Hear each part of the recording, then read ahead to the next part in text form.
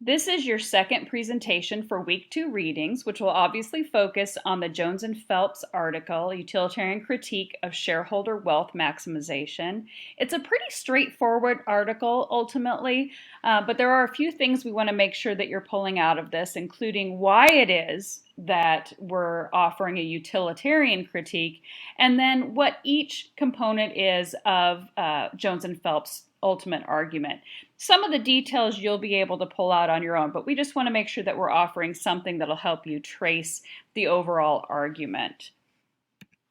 First, we want to be reminded of Friedman's claim that the only social responsibility for business is to maximize profits. Shareholder wealth maximization is surely something you've heard in other classes as what the focus should be of business, or perhaps it's better explained as the best way to determine whether business is successful or not. Sometimes instead of shareholder wealth maximization, you hear shareholder value maximization, which is meant to soften that approach a little bit so it doesn't seem like it's focusing quite so much on profits, but really the intent is pretty much the same there. So this is Friedman's ultimate conclusion. Now, in your previous presentation, Dr. Steverson walked you through Lynn Stout's argument that is meant to undermine the ownership argument Friedman uses to come to this conclusion.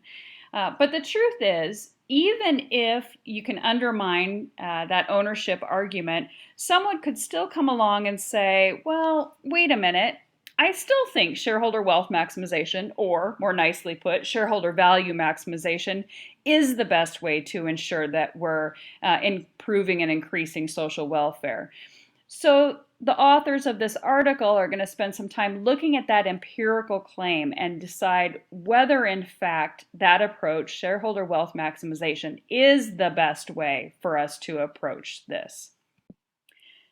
So why do your authors use utilitarianism? Well, let me first introduce you to Jeremy Bentham here. He's the father of utilitarianism, and as a kind of creepy side note, this is his auto icon, which is on view at University College London as a monument to his beliefs. It's also subject to a lot of pranks. He actually donated his body to be on display. And this is a mask that they have on top of his body. It turns out they tried to mummify his head and intended to put that on his body. Didn't work out so great, so you have the mask instead. But this creepy guy is here to remind us of what utilitarianism is. And in sort of the basic formation of utilitarianism, really in its simplest form, is this idea of the greatest good for the greatest number. I'm sure you've heard that before. An act is good insofar as it produces goodness or happiness. It's morally bad insofar as it produces suffering.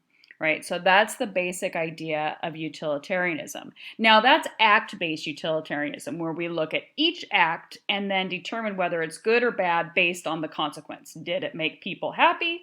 Then it's good. Did it make people suffer? Then it's bad. Now what we're going to use for this piece is this idea of rule utilitarianism. And what rule utilitarianism is that the rightness or wrongness of an act depends on whether it conforms to a rule that's justified by utility. That is, that's justified by the happiness that it creates or the goodness it creates. A rule is justified if it creates more utility than other rules or no rules at all. Okay, so why are we using utilitarianism? Because Friedman's approach ultimately is a utilitarian approach. He is claiming that shareholder wealth maximization is the best way to promote the most common good. So for Friedman, shareholder wealth maximization is the rule that's intended to provide the most long-term benefits to society. So if the rule doesn't work, it should be rejected. After establishing that this is really a subject for rule utilitarianism, your authors, Jones and Phelps, describe a logical causal chain that links shareholder wealth maximization to improved social welfare. So first, let's make sure we have all of the steps in the chain. The first step is that we have sufficiently competitive markets. And if you have a sufficiently competitive market and you combine it with shareholder wealth maximization, you're going to create efficient firms. Efficient firms then lead to improved economic welfare, which they call improved or increased aggregate economic welfare. But this is essentially an improvement or increased overall wealth is what they're talking about. And that increased overall wealth is therefore going to lead to improved social welfare. That's the logical steps of the chain that Jones and Phelps are talking about. So that's the only way that shareholder wealth maximization as a rule can lead to this consequence of improved social welfare. And it's really important to make sure you understand each of those steps and why they argue for each of those steps. So now we can really see what it is that the authors are up to here. They've created this logical causal chain, and if they can undermine or break any of the links in that chain, they can undermine Friedman's argument. Imagine you've got a row of dominoes. If you pull out a couple of important dominoes, all of a sudden the dominoes aren't going to fall the way they were supposed to. That's their approach. Of course, Jones and Phelps are not going to be satisfied just attacking one link or two links. They're going to systematically go through each of the links in this logical chain and talk about why it is that they're weak or possibly broken. As a quick reminder, Jones and Phelps are making an empirical argument here. So although I'm going to kind of gloss over the way they attack each of the links, it's important that you go through and you really understand the empirical evidence that they're bringing up in each of these steps. The first step is the basic assumption that we have for the overall chain, and that is this idea that markets are sufficiently competitive. Well, what does that mean exactly? A brief example can be a little bit helpful here. So we have Alexa who has a car to sell, and we have two people who'd like to buy the car, John and Max. John offers her $1,000, Max offers her $1,500. She ultimately sells the car to Max. So from a utilitarian standpoint, we have to determine whether this exchange is morally good or not based on the units of happiness it produced versus the units of suffering it produced. Okay, so just with this basic exchange, we can see that Alexa sold her car, so arguably she's happy. Max bought the car, presumably for an amount of money he was comfortable paying, so he's probably happy. John most likely is neutral. He hasn't actually been harmed. He's not suffering. So that gives us 2 units of happiness and no units of suffering. From a utilitarian standpoint, we're good, right? Well, let's take a step back and think about what it is that would have to be the case in order to ensure this outcome of 2 units of happiness and no units of suffering is in fact the outcome. So here's just a couple of things to think about. First of all, we would want to make sure that there's sufficient competition. Okay, so John and Max both have a job across town. Public transportation can't get them there. They both need a car. If there's only one car out there for them to buy, odds are the person who didn't get to purchase the car is going to be suffering.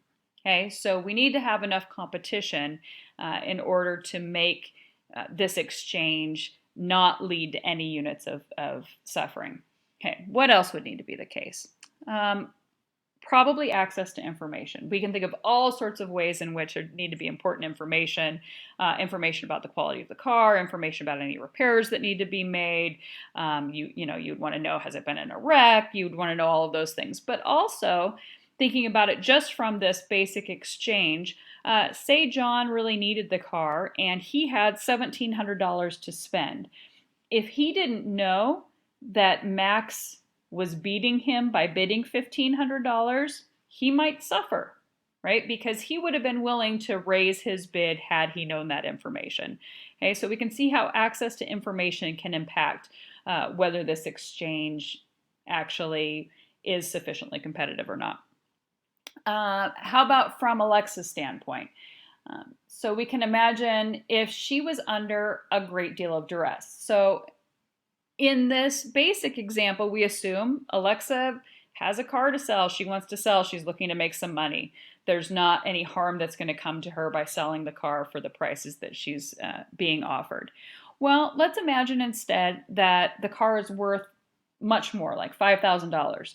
And she's in a situation where she has no money in the bank and she needs to put food on the table for her family. So, because of this duress, she's willing to take a far lower amount.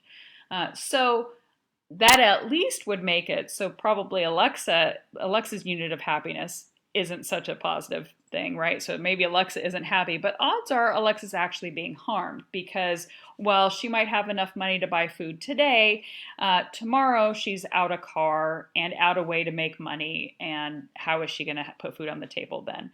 So this just gives an example of how in a very simple, even a very simple case, it can be difficult for us to determine whether this is really a sufficiently competitive market or not. Some of the other things you want to think about as far as whether the market really is sufficiently competitive. Are there a large number of buyers and sellers? Again, this goes back to the sufficient competition example with John and Max. If there's only one car for sale, there's trouble. And even for Alexa, if there are only two buyers there, then she's not going to get probably the value that the car might actually be worth. We need to make sure both buyers and sellers have complete and costless information, or at least cheap information about the prices. You'd want to make sure that firms have equal access to technology and resources.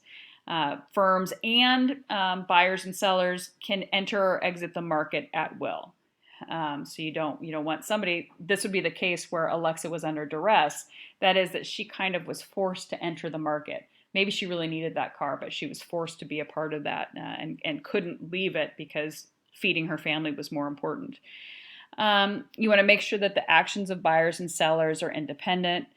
There can't be monopolies, there can't be externalities, all goods have clear prices. So, this is just a brief overview of some of the things that are required for a market to be sufficiently competitive. And it at least challenges whether our market, in fact, is sufficiently competitive. Now, having said that, that critique alone is not going to be enough to break this ultimate chain, because maybe we can make some adjustments to ensure that we've got that competitive market that we need as a foundation, but at least calls into question this underlying assumption that starts off this chain.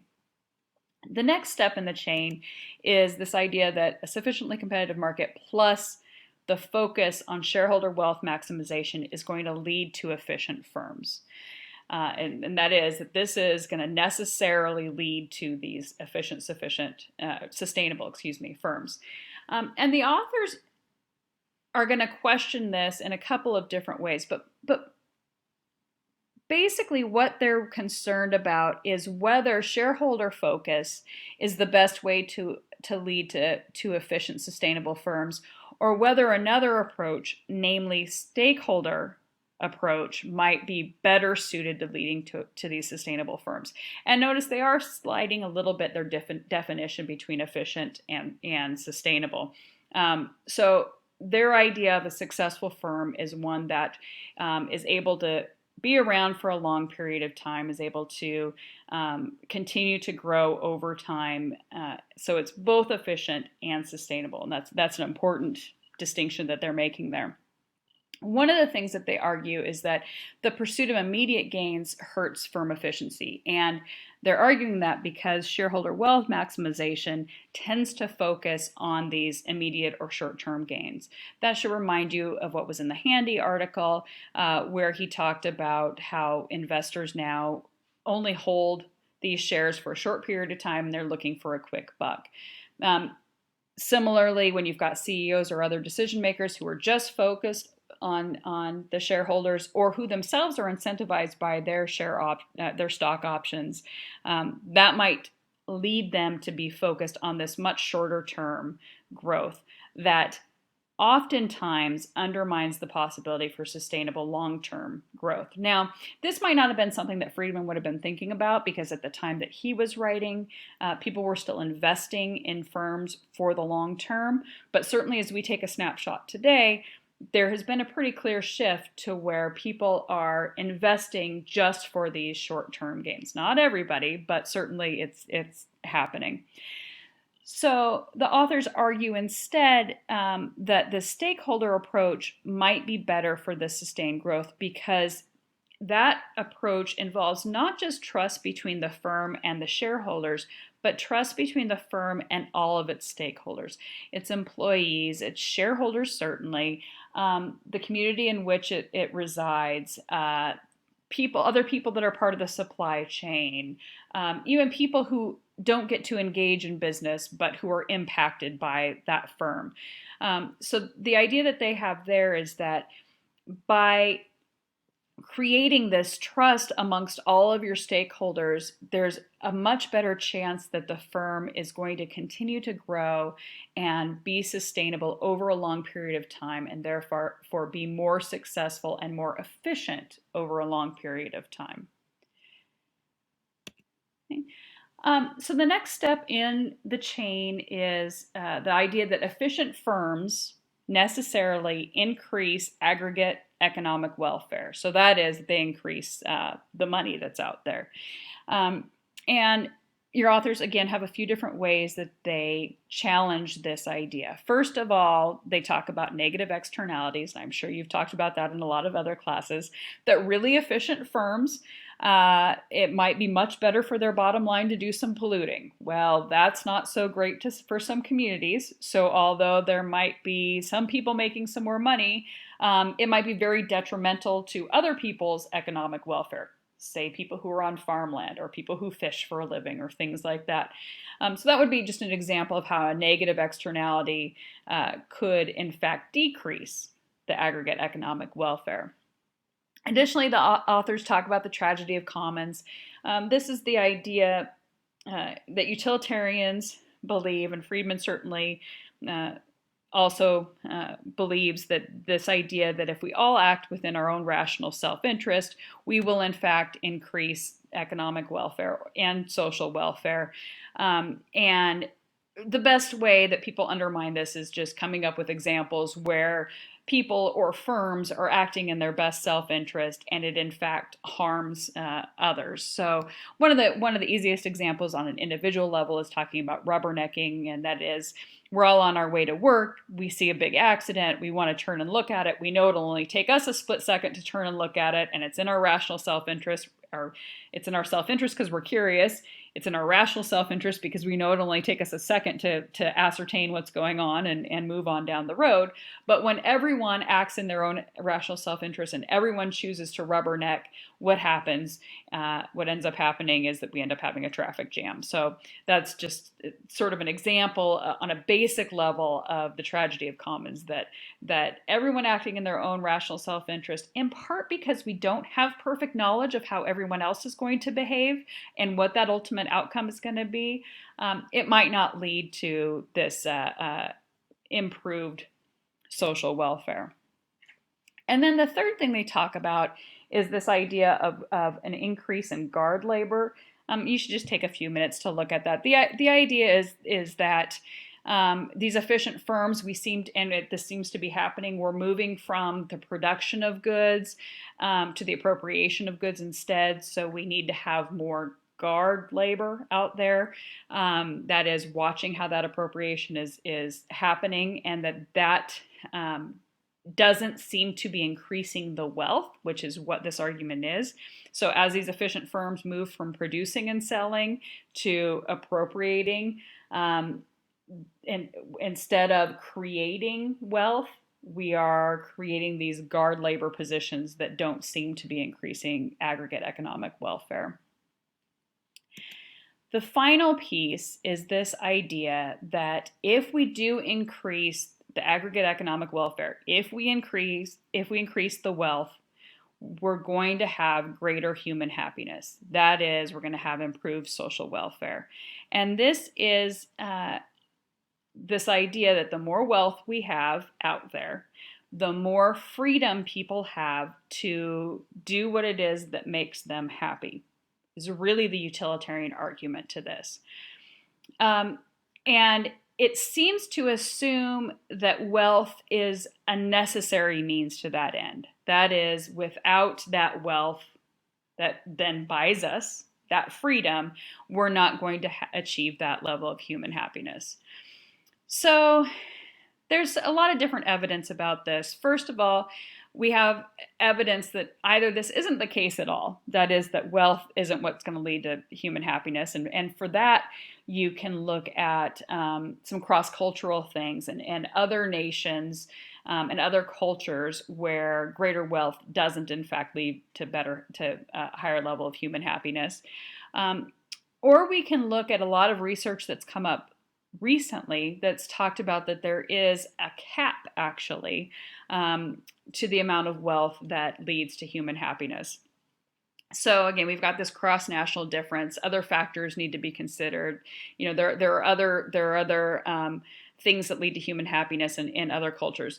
Okay, that's fine. But we're talking about America and our capitalist system. So maybe for us, we still need to have this wealth to lead to human happiness. Well, in 2010, there was this Princeton study, and they've done study after study since then. And really what they found is there's a cap to this, that there seems to be an amount of wealth that's required to meet, I would say, basic needs plus.